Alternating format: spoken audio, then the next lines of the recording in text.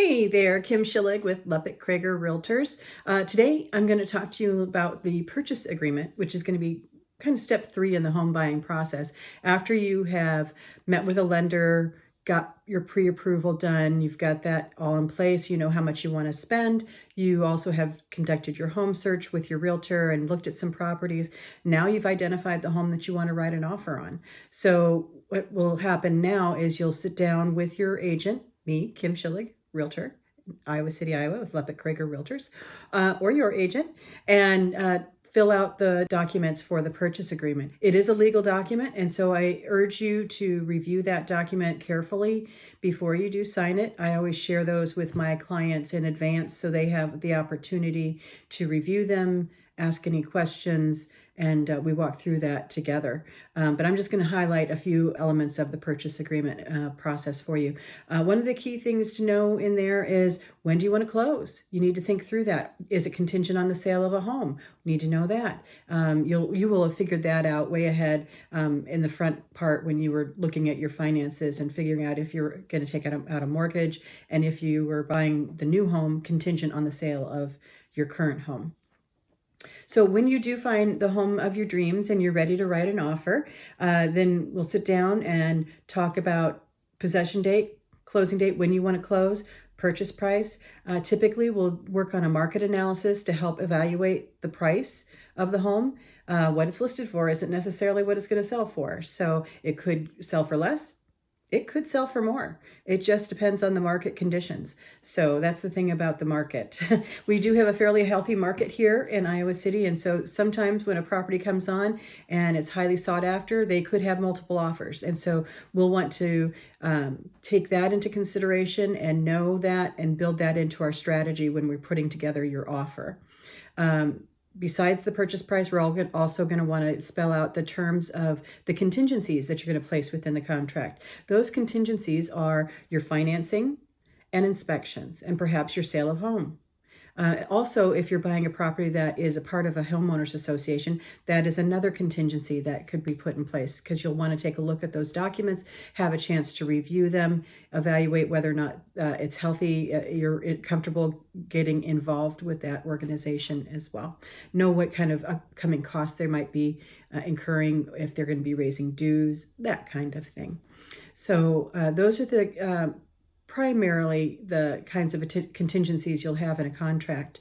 Financing, again, that in our market, it's about a 30-day turnaround for an appraisal. And so we build that into the contract, as well as how much you're going to be borrowing and what the interest rate is that you're willing to accept, and the conditions of the financing that you're willing to accept, because you may not be willing to accept it if the interest rate goes above a certain amount, right?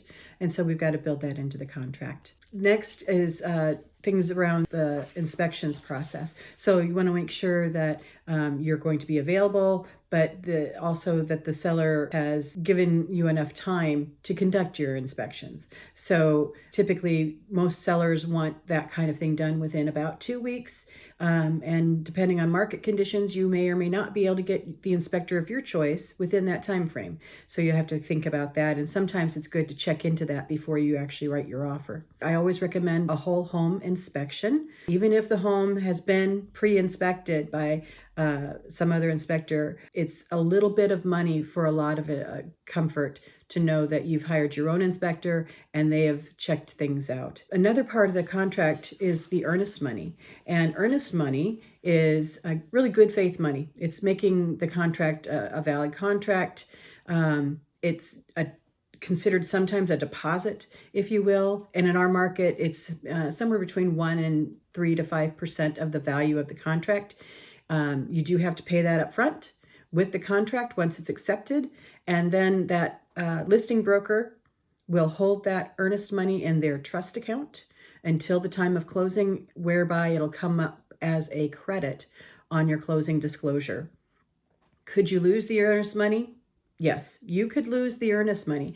So you need to be sure that this is just not a lark that you're going on, that you are in earnest wanting to move forward with the contract. If in the instance that you go forward and you find through the inspections, or review of documents that you're just not comfortable for a valid reason, defensible reason, you can request to be released from the contract and likely get your earnest money back. But there is no guarantee of that, and so you just need to be aware of that going in, okay? Besides the contingencies, and the sale of home contingencies is a much bigger discussion item and can take lots of different forms. And so I'm going to cover that in a different video. So look for that at another time.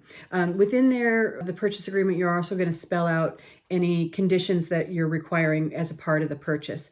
Perhaps you're going to require them to keep the utilities on during inspections. If it's a vacant home, sometimes people winterize properties, and so you may have to make sure that the water is turned on, the electricity is on, so that you can conduct your inspections and that they've got things hooked up properly so that those appliances can be checked out. You also want to make sure in your contract that you are going to be getting credits for the taxes that the seller owes that they haven't been billed for yet, and same for any special assessments that the seller pays those prior to closing or as a part of the closing process. There's lots of other components to the purchase agreement. Those are the main points. Again, within a purchase agreement, there's lots of other things you could negotiate, particularly items that are considered cosmetic. They're not really covered under the inspections, and so you'll want to make sure that you call those things out.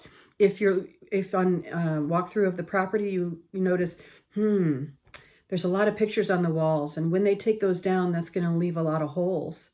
Maybe you'll want to write into the contract that the seller is to patch and paint to match the walls after they've removed the pictures.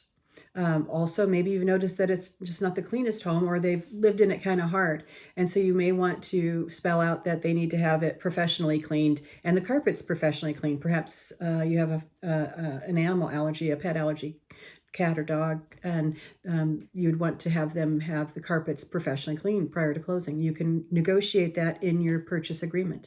You can also negotiate a home warranty. We're going to cover home warranties on another episode, but those are just some of the things that you can ask for. You can also ask for credits to address items that you want to repair on your own and not ask the seller to repair.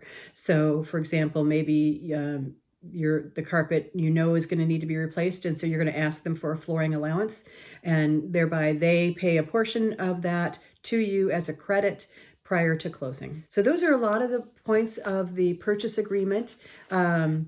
If you have questions, of course, reach out to me directly. You can also put them in the comments. If you have other topics that you'd like me to cover, just let me know. I'd be happy to do a session on it. So again, Kim Schillig, Realtor with Leppert Krager Realtors in Iowa City, Iowa. You can reach me at 310-795-2133. Have a great day.